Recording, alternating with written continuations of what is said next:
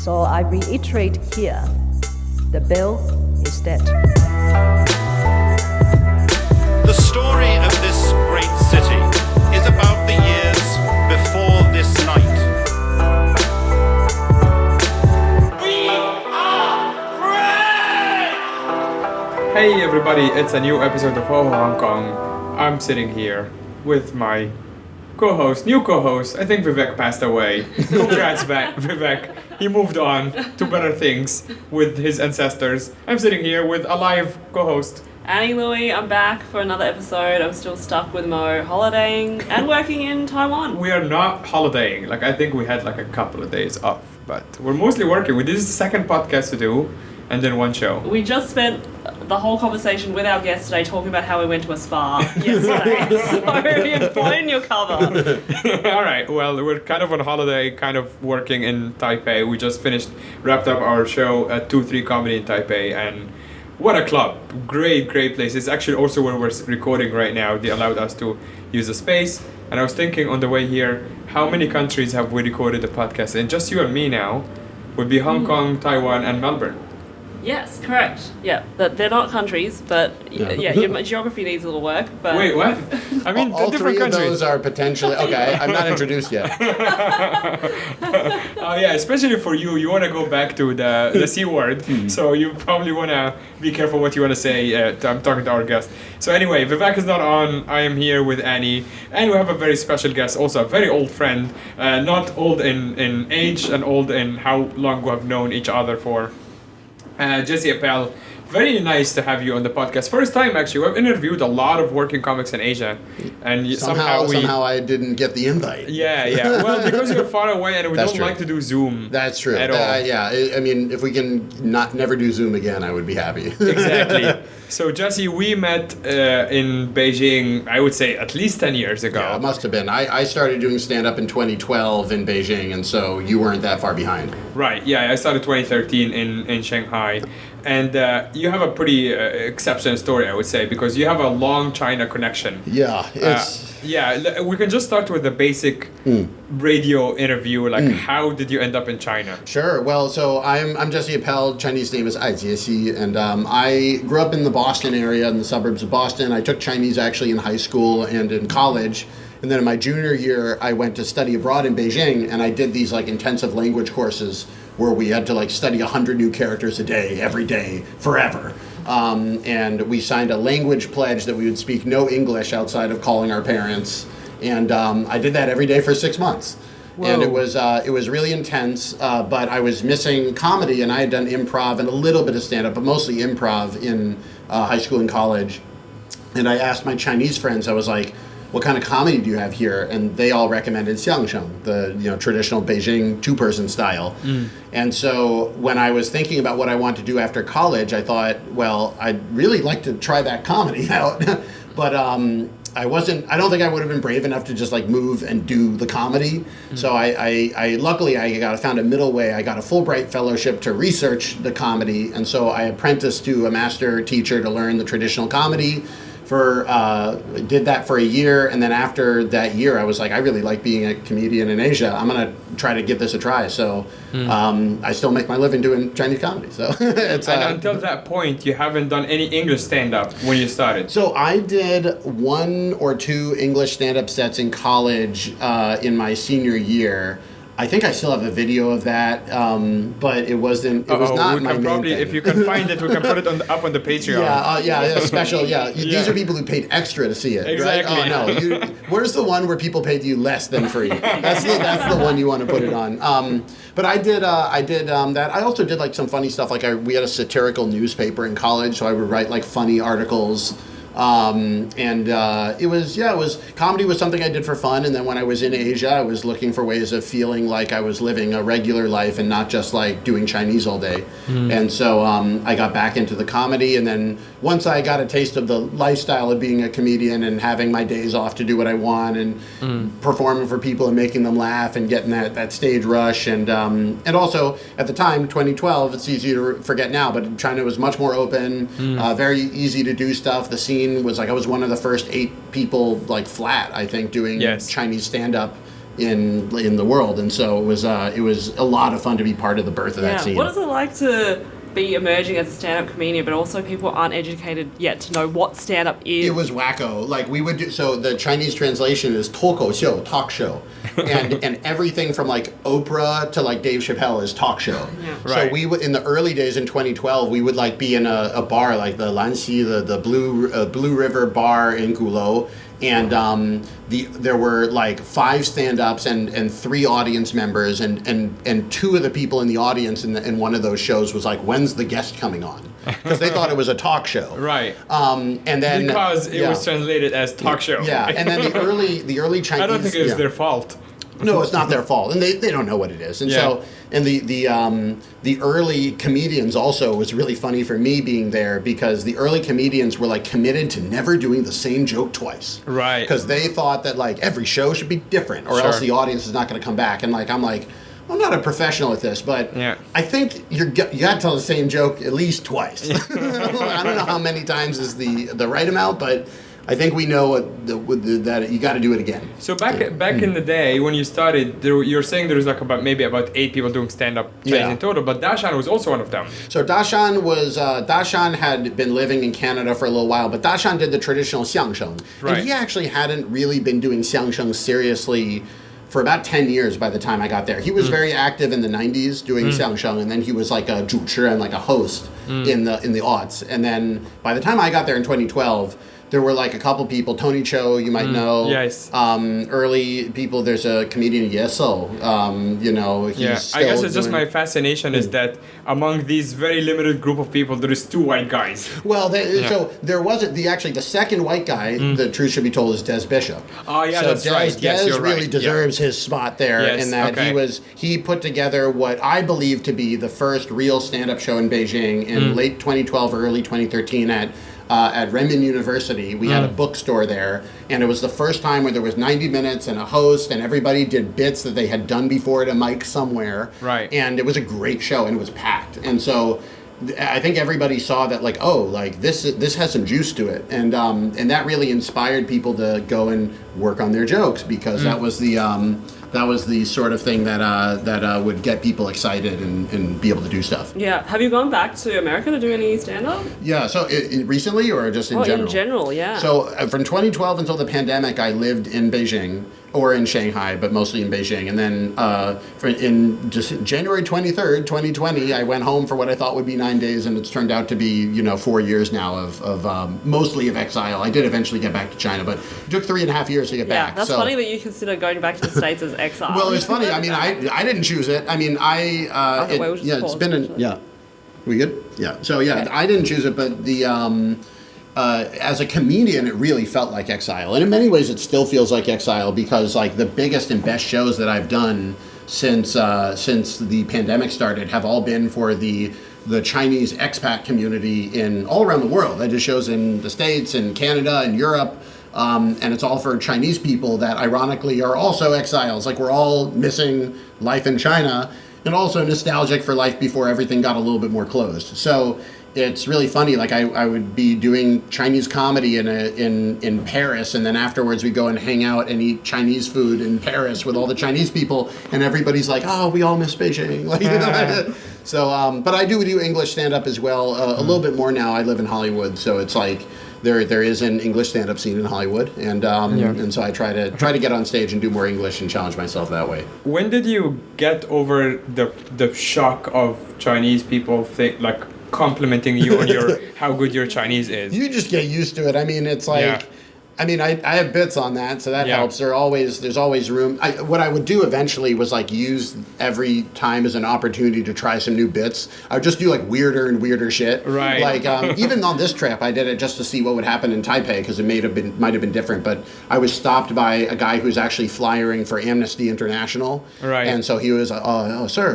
I'm like, oh, sure. And then I saw that he was a flyer guy. He said, "Oh, 你会说中文?" I'm like, "Oh yeah." Or he said, 你会说国语, which is slightly different. Right. And yeah, you can translate and our then audience. I with just all. like, 不会,全是死背了. Like I've just memorized this all. I just Right. have, and I was like, I have And then I try to pretend to count. I've got 13 memorized conversations, and so This is yeah, one of this them. is one of them. I'm saying it right now. I'm saying it right now.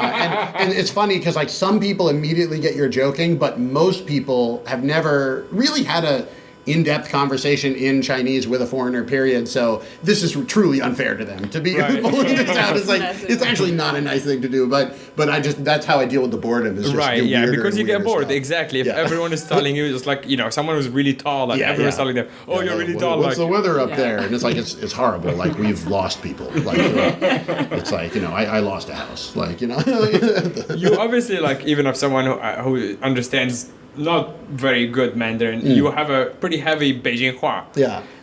Do you speak any other dialects? No, I have a heavy Beijing accent, but the truth is because I learned my Mandarin partially from books, but also partially from hanging out in one, Chinese comedy clubs in which it's all young people, and two, xiangsheng training, which is mostly old people. So like actually more of the Beijing dialect comes from hanging out with all the old comedians, because like that's how they did it. And especially it's not even the language, it's like the pacing. The pacing of how to do the Beijing line. Yeah, 我告诉你，这个地方可真不简单。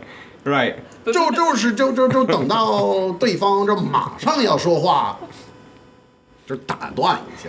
Like right. that's You have the knowledge to change your accent or dialect if you wanted to, right? Yeah. But it's like just easier, or Yeah. why is it that you don't want to make it like flatter for it? I kind of and then the most of the reason is by having that melding of all three as my actual education, I don't really have full control over my regular speaking voice, because I might say some words that I think are Chinese, and then when I go to a place like Taiwan, they'll be like, what do you mean? Like I've never heard the liu war, take a trip around, like, 掉个头. These are things that are like Beijing dialect that in the mainland they kind of know what's going on, but then you get somewhere like here, or I bet if I went to Hong Kong and tried to Right. speak Mandarin, they would have no idea what I was talking about. Yeah. And for me, it's just like I've been in a cab enough that when I want to have them take a U-turn, I 掉个头, and then that's just how you say it. And so it is only later people will point out to me that's not standard. That's like Mandarin. you saying, what the hell are you talking about in Australia? I'm like, yeah, just chuck a Yui here. It's like, what? Yeah, chuck a Yui. Right. In Boston, we say bang a Yui.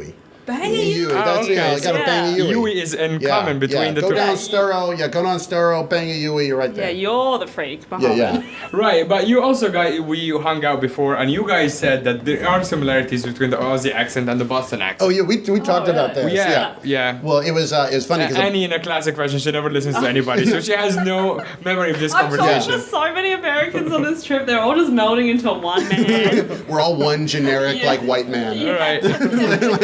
But yeah, the Boston accent. And he's like, we hung out. yeah, Yeah. who is this guy? Yeah, where am I now? Like yeah. To be fair to her, we are sitting in like a basement of in a building in Taipei with two men. That's not a great. Yeah. Also, the guy who owns this, who we're staying with, is another American white man. Yeah, that's Shout right. out to Sam. Yeah. There's a lot of us here. There's a lot of us here. But yeah. The Beijing accent, so that everybody knows you add in all these R's or Huayan, but then the Boston accent is the opposite. You take away all the I's.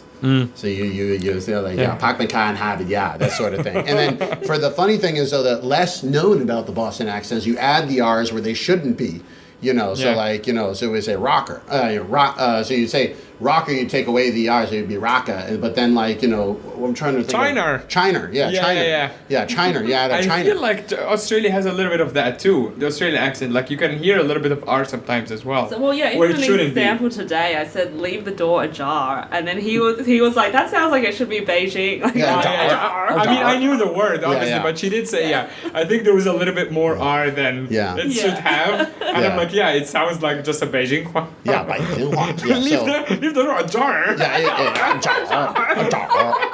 Yeah. Des Bishop had a joke on this where he was like, the Beijing accent is like, imagine if you put like 3 or 4 dogs in a sack and drop them down a well as they're going down. Just like all the way down. I think that was great. Des. If it's not Des got credit for it. Yeah. But it was a good.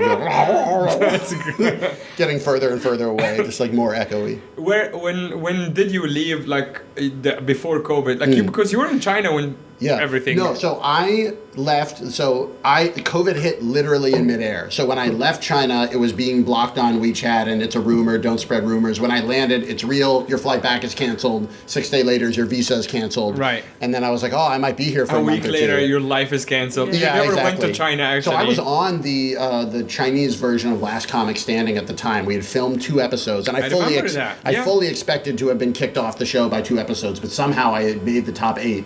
And so they were like, You have wanted the token white guy. Yeah, anyway. so that'll get you on the show. Yeah. But I like beat people in a straight up Really? one-on-one. Like they would Alright, have fine. me and other comedians. Again, I wasn't expecting to win. Yeah. But I think the other guy, I had spent at that point 8 years working on my tight, arable that's Chinese true. Okay, that's media fair. thing. Yeah. So I was like, I had all this gas, and this guy just was on a random TV show he didn't care about.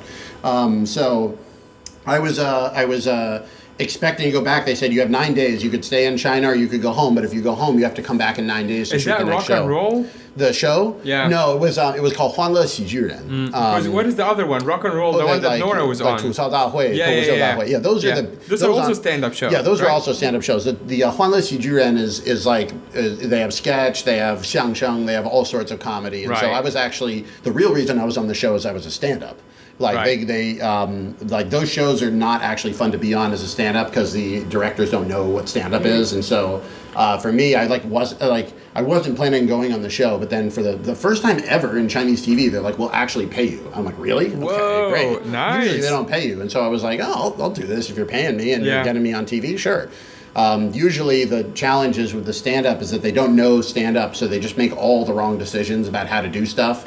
And also just like little things like they don't have any warm-up act. They'll have everybody in the audience it's like 2 a.m. They're waiting to shoot. They've been like we've been waiting 14 hours, and then they'll just be like, whatever, the last guy was up 90 minutes ago, and then they'll just like 5, 4, 3, 2, and then you just have to like go into this super cold room at 2 a.m. where it's like a TV studio, so like the audience is even close to you or anything like that. It was like not a good place to do comedy. So they're pitting different art forms against each other. Yeah, as well. that was the other thing that was awkward about it. I was like, if I get matched up against xiangsheng, I'm going to lose. There's no way they're going to be like, we like the Westerner and the Western art form over the Chinese and the Chinese art form. Of course. So luckily, I was matched up against a guy that was doing like sketch. But of course, sketch in China is new, and they don't really know how to do sketch. At least, especially 4 years ago. It's gotten bigger now, but so I got really lucky because if I had gone up against like the xiangsheng, I'm sure I would have lost. That sounds like those lineup shows where you're on after someone doing flame throwing, and you're like, you can't compete with that. Like if we got Yeah. Oh, I have the best story on that. So the I did a show in Wuhan actually many times before it became a problem. But the guy who went on before me, so it was a variety show. Okay, this was the act that went on before me. I was second. The first act was this guy came out. And he had like a board and a partner, and he put his partner against the board, and he took out some throwing knives. And he was about to throw the knives, and he goes, wait. And he puts the knife down, and he goes into the front row where a bunch of people had ordered a bunch of beers. He takes one of their beers, he swirls it around, downs the whole beer in one gulp, throws the bottle into the crowd, which was full, and then takes the knives and starts throwing bam, bam, bam, all around this guy's like silhouette. And then everybody goes crazy. Whoa! Then a woman comes out with a platter and even bigger knives.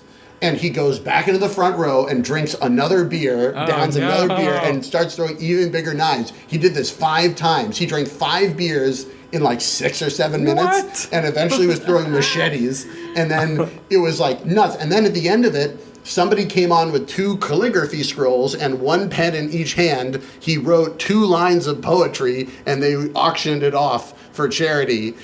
And then they're like, okay, now you go on. And I'm like, like everybody says, Juan, you did your win,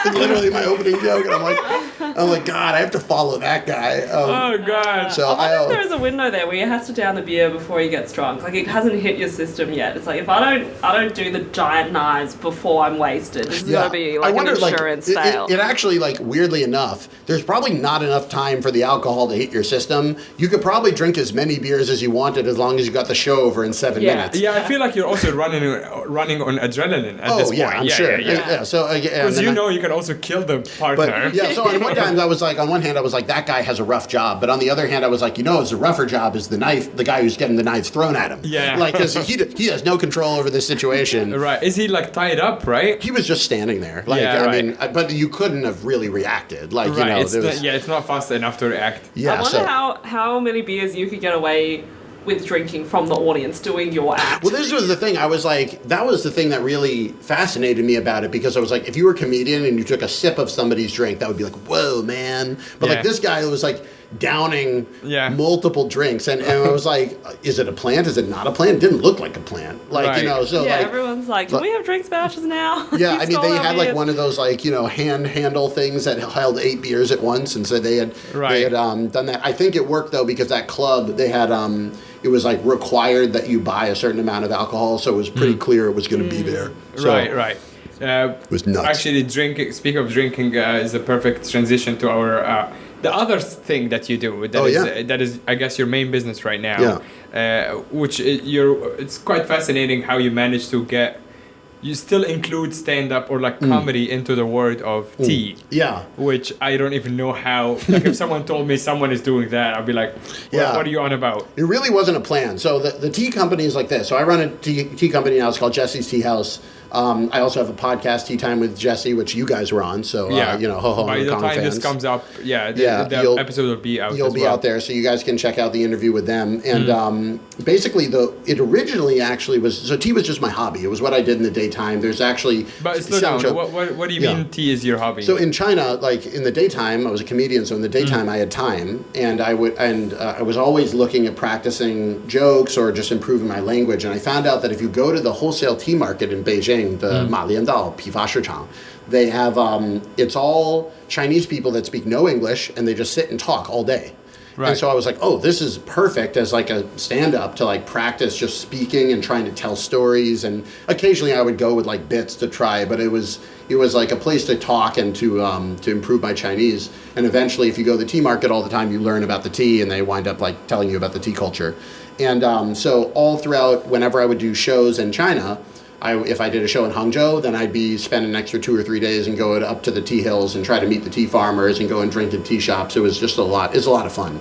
And when the pandemic hit, I was going to China for 9 days, so I brought about 4 or 5 months of tea with me because I'm nuts. And I was drinking tea every day, and eventually I had to get more tea. And I wound up by the end of, I'd say, year 1 of the pandemic, I was just trying to write jokes and drinking tea, trying to write jokes, and I was writing fewer and fewer jokes and drinking more and more tea. Right. And at the same time, I had a problem, which was that I had all these followers in China, but I couldn't make any money off of them because I couldn't do live shows and I couldn't live stream. But you had the followers from your stand-up. From the stand-up. Yes, I had stand-up followers on Douyin and Bilibili and Weibo, and I couldn't do live shows, and I couldn't live stream because foreigners can't live stream. And even if I was Chinese, I couldn't live stream from the West. Okay, let me stop you here again and explain to most people. You are one of the few foreigners who actually had success streaming in China or gaining following in China. I still have about 2 million followers in China, so which is nuts for most people. Yeah, and what may be unique, and I think is unique in comedy, is to have that following without having signed to a talent agency. Exactly. So that's the thing. Is like once you're signed to an agency, you have other people's livelihood at stake of messing it up. Right now, I only have my without own. being a Cristiano Ronaldo or whatever, someone from out of China. You're basically based those in are China. People that know me as doing Chinese stand-up in China. But why can't foreigners live stream in China? Because they don't have a Chinese ID. So without the Chinese ID, you can't get verified. Without verifying, you can't live stream. And I'm sure if I got verified, they would find another reason I can't live stream. They don't want to. Who knows what you might say? I mean, like at the end of the day. So basically, I spent the whole of 2020 trying to come up with unconventional ways of monetizing my online audience. And eventually what I came to was I was going to start a tea club for Chinese people, where every month you would get a box of tea, but in addition, I would pull you into a private WeChat group where then I would send like Zoom meetings or like 10-cent meet links. So I would run like a cultural club, comedy club, online live stream. And so you wouldn't buy a ticket, you'd buy a box of tea, but it would come with a free seat to the show. Yeah, and it's you performing live stand-up. Yeah, so the goal was to I didn't even get that far because I wasn't sure what would even work live, but the idea was basically to use the tea as a way to, this was also because I was getting lots of offers to do ads, but it was for all this junky stuff like blenders and makeup, and it would have been fine if they let me do jokes, but they didn't want me to do jokes. I want to see you sell blenders. I had so many good blender ads. The best one, and I really regret I didn't do it, the ad that I didn't take, but I really wish I had, was that I was contacted by a watch brand in China. And the watch brand, this was during the 2020 election, the watch brand was called Biden. And they had these watches that had Biden on them, and I asked them, out of curiosity, why did you make a watch brand called Biden? And it broke my heart. They had gotten so close to having a good idea. They said, well, we noticed that Trump put his name on everything. So we thought that maybe we should be selling Biden stuff. And I'm like, oh, you really misread the American political situation. None of the people on the left want to buy a Biden watch. Right. And so I really regret that I hadn't played this out longer just to get the sample watch. You should have called it Biden, like white egg or something. Biden, Biden, Biden, yeah. But they had thought that Americans would want to buy Biden watches. And, for all you know, as an ironic twist, maybe they would. But yeah. But I was like, why did I work so hard as a stand-up to do what I want to do, to then spend my time not doing what I want to do, selling blenders and makeup and Biden watches? Right, so again, for timeline's sake, you're in LA. At that time I was home with my parents in Boston. Stuck, locked out of China, visa canceled. Stuck, and locked down. You have a bunch of teas. And every day I'm drinking you. tea. And I was thinking maybe this tea would be my way of monetizing. And so it took about 6 months to get the paperwork in China to sell tea on the internet. And while I did that, I started making English language videos about tea and tea culture. And to my surprise, everybody was really interested. We had, I made a video every day. And by the end of 2 or 3 months, we were already at 30, 40, 50,000 followers or something on TikTok. It's just you talking, person on camera, just talking about tea. I had learned from my life making comedy videos that there's no correlation between how much time you spend on an internet video and how well it does. Right. So I was thinking, I'm already drinking tea every day. I'm going to come up with a video format that I can shoot, edit, subtitle, and post within 1 hour. And I'm like, and I can spend 1 hour a day on this. And then so basically the format in the beginning, and it's really not that dissimilar now, is that I make tea and I tell you about the tea I'm making or something about it. What's red tea, what's black tea, what's green tea, what's a gaiwan, what's a tea table set, what are tea pets. And I figured there would be 50 or 60 or 70 topics I could go on before I would even have to think about it. And then what happened was people started asking questions. Right. And so now, I have a bajillion questions to answer. I'll never run out of topics. And so it surprisingly, and then people are asked, where do you get your tea from? And I was like, I get it straight from the tea farmers, but you can't buy it here. They literally just send it to me in the mail. And then so they're you're now they gaining want followers, more. obviously, because it's on TikTok and Instagram, you're getting followers not in China. Yeah, so this is on the Western internet. So in the end, I never really got any benefit in the tea company of having all those followers in China. And actually, this is a problem. I've put it off far too long. They don't even know that I run the tea company. Right. So I need to eventually go and break it to people that it's part of the reason I haven't been doing as much stand-up is because the tea is working. It's a good thing for Chinese culture, but it has meant that I, especially up until this last year, I've been putting a little bit more energy into the tea company than the comedy because they just won't let me do comedy. Is that not something you can do today? Just make an announcement. Hey, everybody, I do tea now. I can, but I feel like it's an opportunity. It's more that I could make that one video, but how do I come up with enough to revive the channel and really come up with enough comedy content while I'm also running this tea thing now. Right, as opposed to you dumping a link and be like, I have a tea shop now. If you want to buy tea, and that's the thing is people might even want to support it, and it's well, I've already have it imported to America. It's going to be very expensive to ship to China again. It's not a good thing. So I've been waiting to try to figure out the right way of doing this to go back. And again, the TikTok doing stand-up was easy to do when I could go to an open mic every night.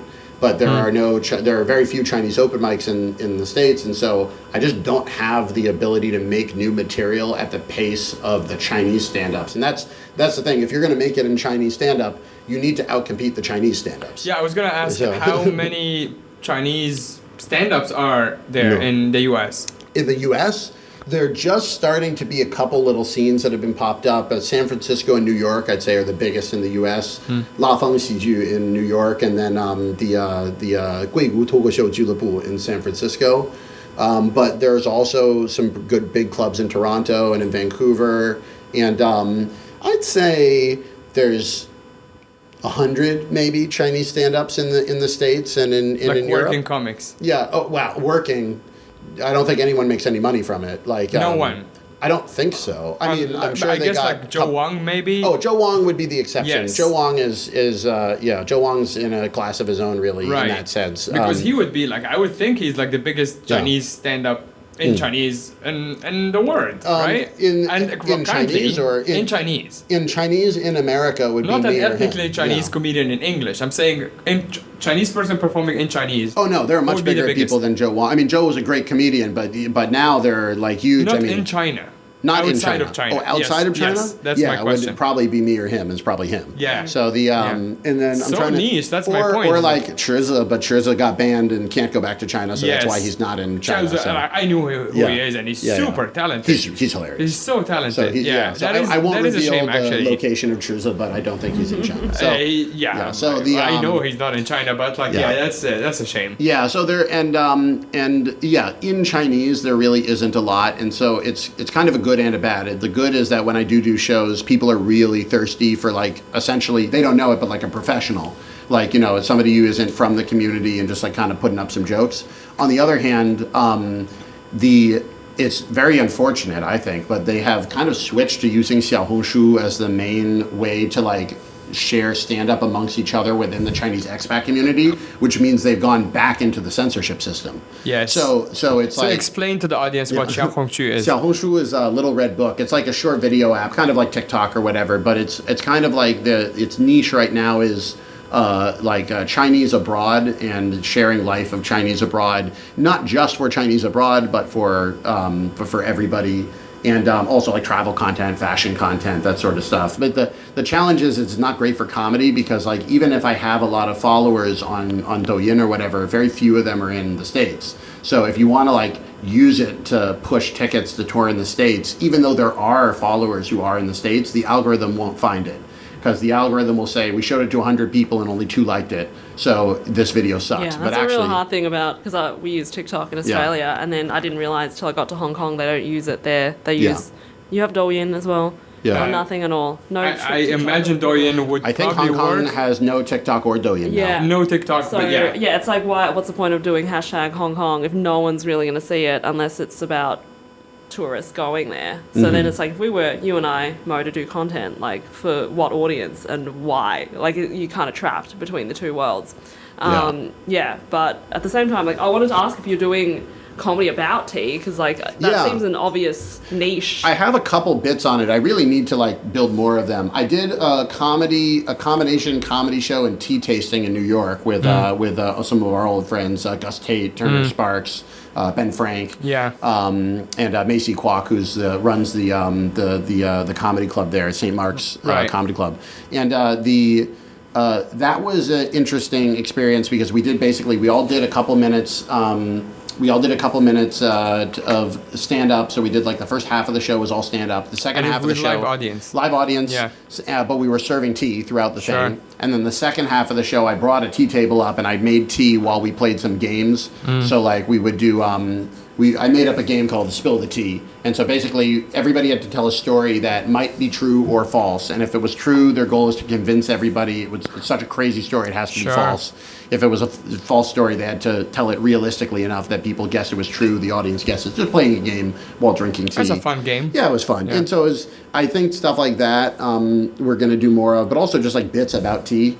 There's a lot there. And so I need to kind of... I'm actually like as a creator, like as a just like somebody who is like making comedy, I need to kind of break out of this shell of like thinking about what the Asian audience is going to be thinking about my comedy, because before, whether it was in China or Chinese, even if it was in English, my fans were all in Asia. Right. And now increasingly I have these tea fans who are interested in hearing about lots of things, not just life in Asia. So the tea content and the running of a tea company, I think, could be very fruitful comedy. Running a tea company is like hilarious. Yeah, I was gonna say, like, actually, walk us through the process of what do you mean by running a tea company? Sure. Where So- is the company based? Who are your employees? So it's an online tea house. We have 7 employees now. Where are they? So we have 3, What's the weather like there? Like, where you're trying to figure out yeah. if this is a scam. Yeah, Where's their exactly. house? Yeah. So I have 2 in America, 3 in China, and now 1 in the Philippines and 1 in Kenya. Amazing. So it's unnecessarily global. The basically what I do is I buy tea in China, I pack it and I ship it to the port. I send it from the port in China to the port in the States, and then I have a warehouse in the States. It's like an e-commerce fulfillment center, so kind of like a mini Amazon facility, but not like Amazon scale. Sure. But they basically, every time I make an order, they get a notification. They put the tea into a box. They send the box off, and everybody charges me for every step of this journey. Of course. But I built it that way because I was sure that I'd be going back to doing comedy full time, and so I was like, there's no reason to start a tea company where I'm going to be packing boxes because it's just not going to happen. So either the market bears the cost of all of those services, or it doesn't. And so now we, it's grown to like quite a bit. Like as far as I can tell, I'm the biggest tea influencer on the internet. Yeah, this is such Like, a foreign term. Tea influencer, I never thought was a thing. Like I didn't. Yeah. I mean, I don't see myself as a tea influencer. Although living in Hollywood, I kind of have to call myself that because they're crazy. I like people. I literally have been invited to parties by people, and they'd be like, "You should come to this party." Oh wait, what's your social following? I'm like, does it matter? And like, yeah, like they won't let anyone in without 500,000 followers on something. I'm Right. like, really? Like, do I want to be there? I'm like, Yeah, exactly. That sounds like a party you don't want to be at No, anyway. I actually stopped going to those, but like in the beginning, I didn't know anyone in Hollywood. I was like, maybe this is a good place to meet people, or it was kind of weird. Like there'd be a lot of parties on like the rooftop of the Beverly Hills Hotel or something like that, or the Hollywood Hotel, and there's like all these people in like bikinis walking around, but they're like not all for our party. It's just like our party had like one cabana. But then there were just like other people at the hotel that were there. Right. And then like it was like a mix of like all the Hollywood parties are a mix of influencers trying to figure out who actually has money and people with money trying to figure out who actually has influence. But during the dance, nobody's mean to each other the whole time. So they all have these like weird vapid conversations that dance around the fact that they're trying to figure out whether the other person even does anything. and I was like, sitting there, and it's like, I think I was the only Fulbright scholar there. Like, Yeah. but I will say, to positive Hollywood, as much as I kind of ragged on Hollywood a bit, it is a place where everybody is making their own path, and they are very, very accepting and more even encouraging of like, well, yeah, you do tea and comedy, and the media all comes together, and there's a podcast, and like people just get it. Wow. Yeah, because I was going to say, what's the worst reaction you've had to be like tea influencer? Oh God. I mean, honestly, it's just my own reaction to myself hearing that term is my least. I don't think of myself that way because the way I look at it is this: it's like I'm lucky that the TikTok and these platforms have solved the fundamental problem of cultural exchange, which is you need to be able to reach people and educate them.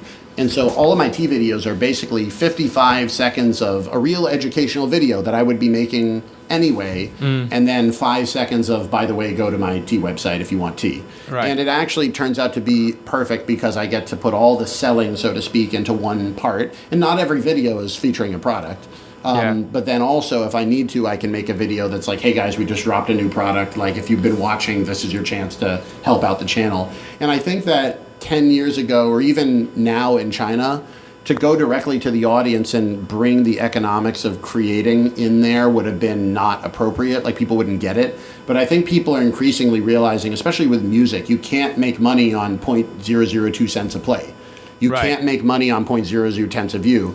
The way that niche media should work is you should sign up for the Ho Ho Hong Kong Patreon. Right. And like this is like the more that I've thought about it, like originally That is- would be the sound bite I would use for this yeah, episode. exactly. By the way. There's no other clip. I'm gonna be like, completely yeah. cut out. Yeah. No one's gonna even know who I was. No, it's just that on loop. Sign Yeah, up for yeah, the it's just Patreon. This is sign the up way for to the- go these days. Sign up for the Patreon. Can we get that looped in the back of the whole episode? Yeah, we can. Yeah, we'll put Vivek on it. Yeah, but like I think that it's honestly more it's more intellectually, artistically, and economically honest to tell the audience this show will not work if you don't pay at some point for something. And for the tea, the something is the tea. I really don't need, like, we may start a Patreon or something at some point, but I really don't need that to work. Like we need, but like this idea But that you like, want people to buy tea. yeah, I do. But it's like the most important thing is like I actually feel kind of artistically freer than I did when I was doing just stand up, because doing just stand up, you can kill a show, but like we all know this, like the amount of money you make doing stand up isn't how funny you are, it's how many tickets you can sell. Yes. So like you need to be good enough to be able to do a good show that people will come again or you'll get booked again. But once you're sufficiently good, somebody else who has 10 times the following will just make 10 times the money. Yep. And so that's the reality. And so it used to be kind of like, you know, inappropriate to talk about the monetization of the art and blah, blah, blah. But now I'm like, look, the alternative is grinding away forever making YouTube videos, hoping for what? You know, and so it's just like I think people are coming to this point with like journalism to realize like if I want good journalism, I'm going to need to pay for a Substack because the click-based media is not going to get me the real news. And people I think are realizing now with online entertainers that like, you know, YouTube isn't made for free. People are coming out with 40-minute long, highly edited episodes with subtitles. None of that happens for free. Whatever you say Yeah. about the media, I will never stop clicking to Yeah. see how Jennifer Aniston looks now. Oh, I want to know how she looks now. Yeah, I also want to know. Yeah. Have you seen my favorite is the seagull with giant biceps and it says, has Yes. science gone too far? And the answer is yes, it has. But I think like I think a lot of the evils of social media ultimately can be traced down to the fact that most people monetize by clicks. When you monetize by clicks, you have to get more clicks. When you have to get more clicks, you have to become an extremist. Right. There's no other way to do it. You have to be extreme about something because anything in the middle that people aren't loving or hating Right. is going to fall to the bottom of the algorithm. And so I prefer to be in the middle and say, I'm going to be in the middle, but the way I get away with not being an extremist is you have to buy some tea. You Right. know, or like And you have to buy a show ticket. The Yeah. repeat customers as well, I think about, where if you've given away your jokes that year, they're not really going to want to come again unless they're like Yeah. going to bring a friend and be like, can't wait Yeah. for you to see this joke. But you can Yeah. have multiple purchases of tea. So that Yeah. was really smart. And also the Patreon, that's why I think all the comics are doing Patreon, and they should, because it's like, yeah, my show I'm going to do once a year.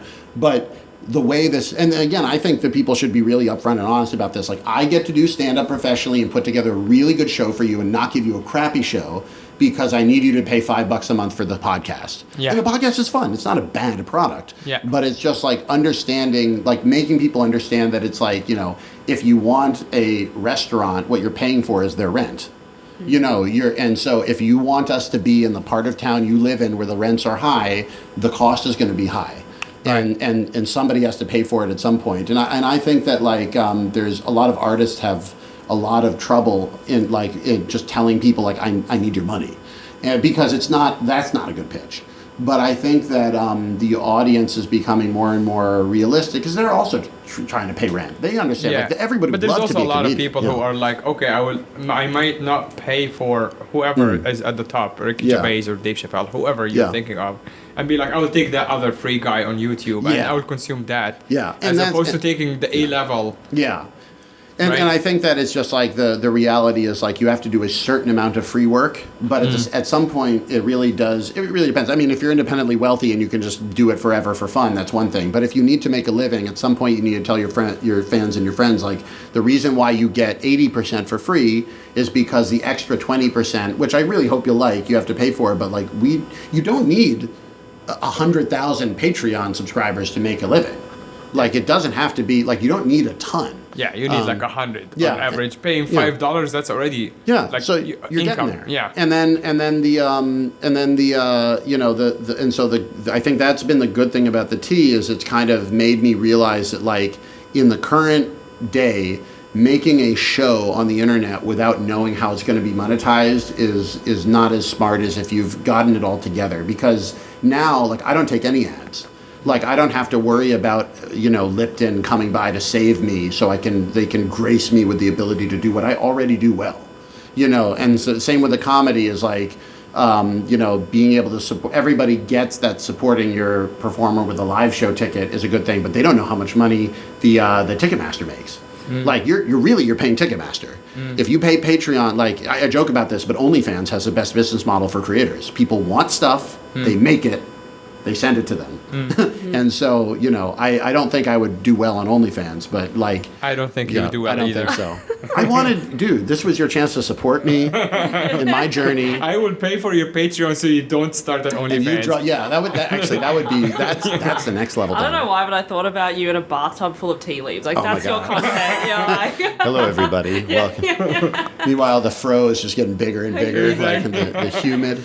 I hate to sound like your mother here, but you seem to also have to be at some sort of crossroad in terms of like, because off air you're telling me that you wanted to go back to China at some point, and you are trying to go back to China, but also given that you're much bigger online than you are when you left China, how would that work out? Because obviously now the censorship also is way higher. It's worse. I mean, it's way worse. So the stand-up in the sense that we were doing when we were performing together in China is just dead. Like, you can't do it. It's way too risky. No, I think that the challenge with the Chinese stand-up scene right now is that there's kind of like there's a gateway, and if you are willing to go through the gateway, it's going gangbusters because everybody still wants to see shows, but a lot of the comedians that want to do shows are not willing to do the safest material forever and do a big tour, spending lots of their time and energy and money and risk to do very safe jokes. And so, but if you do that, there's a ton of audience that will pay you. And so actually the people that I know that are still doing stand-up are doing very well. Yep. But Nora Young is a good example. Yeah, Nora Young is doing great. And again, this is not at all a knock against Nora and what she's doing, because it's great that people are listening to English stand-up in Shanghai. It's great that people are listening to Chinese stand-up around. But the result is a system where one mistake destroys your whole club. Yep. So I would never do what I did before. I ran a club in Beijing for 5 years. I ran the venue. I would do our own shows. We would do everything ourselves. Yeah. I would never do that today. And so that I feel like I'm at a crossroads where, like, if what I want out of stand-up is to be able to occasionally go up and make some people laugh, and it's not an artistic pursuit, but it's kind of it's more of a it's almost an acting pursuit. It's like an actor doesn't ask whether, what the script is. They try to perform the script as well as possible. If you're willing to, if you like acting and you like making people laugh, you can still do great comedy there. But if your goal of the comedy is to use it to kind of dig at society and figure shit out for yourself and for the world, I won't say it's impossible because I'm always optimistic, but it's definitely harder than it was before. And the risk of making one mistake is bigger than it was before. So I'm trying to, I trust it's there. It's not going to look like straight stand-up comedy, but I think there's some sort of funny show that I can do in China that is a media product and it's tied to some way of making money. Sure. That I can independently produce with me and my friends that are all funny comedians. And then next time I go back to China, my job is going to be to make that show, and I don't care what's on TV, and I don't care what Tencent thinks, and I'm not sending in scripts. And if they want to block any individual social media video, they can do that. But like, I like, what I miss most of all is my friends, going to the clubs, doing shows, and I don't need them to be in front of 1,000 people. Because if I wanted to do bigger shows, honestly, I could probably still do those in the States for the Chinese expat audience. Well, wouldn't you worry about, number one, your tea business in China, number two, your suppliers, the people, because you know China more than me, like, if they crack down, everyone is around you, everyone in your sphere is gonna get affected. And if you have, another business that actually makes you money. Yeah. Well, I think that is a realistic problem, and in many ways, it's like, I just can't give up comedy, man. Like, I just can't do it. Like, it doesn't make sense to put that risk on yourself. But I think it's, everything is some degree of dangerous. Driving a car is dangerous. We all decide which areas we're going to take our danger and which areas we're not going to take our danger. So, like, I don't do hard drugs. I don't do, like, regularly dangerous things. Like, I don't skydive. I don't do whatever. But maybe what I'm into is, like, figuring out a way to make people in China laugh. Like, and again, it's very important to remember, like, the audience isn't to blame for any of this. Like, they didn't get to choose what restrictions or otherwise goes onto their shows. So for me, it's like, I almost feel an obligation to that audience of, again, not being signed to the talent agency, not being signed to, I'm not a tool of the state media. Like, you know, I can not yet. Dude, it's not as profitable as you think. They tried. Really? You know, it's that not would be on the Patreon. No, that would be the Patreon. But the I have a big patron from, you know, Mr. Yang or whatever from China wants $100,000 for a meeting. It isn't that. Everybody thinks you can make a lot of money selling out. Well, you really can't. They there don't are, have the we budget. can name drop a couple of people. There was like that one guy, Mr. Wolf or whatever. He was like full on like.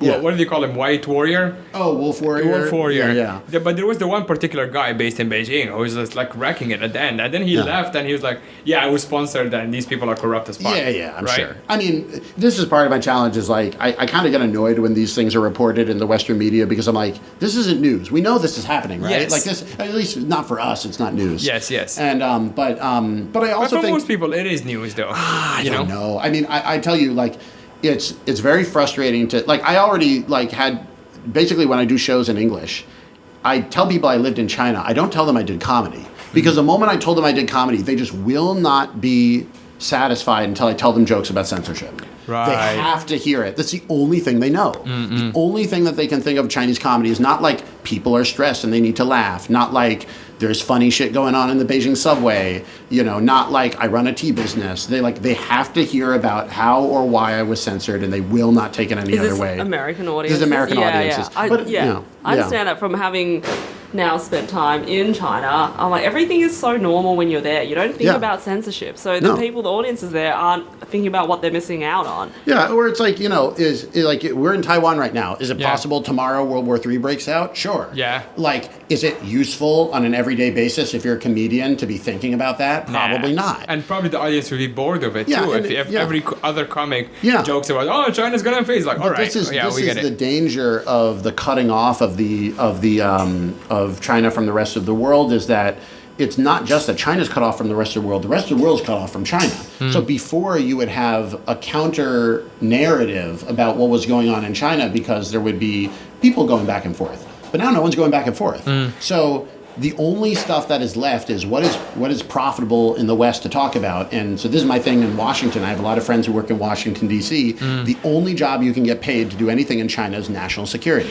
Right. And so when everybody's livelihood and their parents and their family and their children's livelihood is based on seeing China as a national security threat, they will see China as a national security threat, and it has no relevance to what's happening in China. Now, there are threats, but like, we should not be surprised when that narrative gets so, like, you know, one directional. And that's why I really, you know, if I wanted to make jokes about when I was censored in China, I bet I could be moving up in the American comedy scene. You'll have like CNN and whoever Yeah, else they would like love open to their hear doors about for it. you. It's like, here's some guy who got kicked out of China. But also, doing stand up. I get that part. Kind of funny in the way, like, stand-ups never want to go for the easy joke. Also, like, I don't want to do it even just from a comedic sense. Like, it's like it's too easy.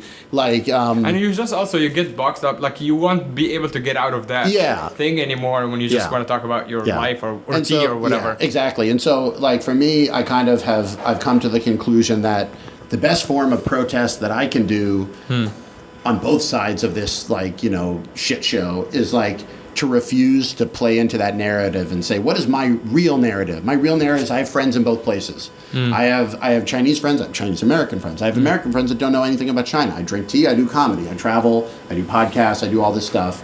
And like by letting them suck the joy out of it, they win. Right. And so by saying, like, I'm going to go to Taiwan and drink tea and try to do some mics. And, like, you know, I don't know where it's going, but, like, by refusing to let them suck the fun out of it, that's the best protest I can do right now. Amazing. Jesse, thank you so much for coming on the podcast, man. Awesome. Yeah, it was a lot of fun. This was long overdue, but I'm glad. Of all the places we end up hanging out in Taiwan. Well, let me know. Anytime you guys want to come to LA, between the three of us, we already have the whole show set up. Yeah, can you take us to the influencer parties, please? Oh my God, we got to do it. We got to do it. There's a lot of DJs. Both of us combined don't even have 20,000. Shut up! I'm gonna pretend to be one of the rich people who's ready to fund somebody. You got to do it. Yeah, that's the other way in. So you've already figured it out. So, right. Okay. Nice. Yeah, that would be great. I'll see you at a rooftop one last question. DJ How do bar. people find your tea house online and your own socials? Cool. The tea house, just search Jesse's Tea House. It's basically JESSES, so Jesse's Tea House. And then my for comedy, On Instagram, you can follow me at what she said, what XI said, or I you get can. it now. I get it. Or the best way is honestly just to Google or YouTube search my Chinese name, IZSE, because that's where all the comedy will be. Very good. And yeah. we will have all this links in the show description as Great. well. Annie at Annie Louie on Instagram, me at the other Muhammad on Instagram. We'll be touring all over the place, and Annie and I will be doing the Melbourne International Comedy Festival in April. So if you're in Melbourne, check us out. Yep. And see you next week. See you guys.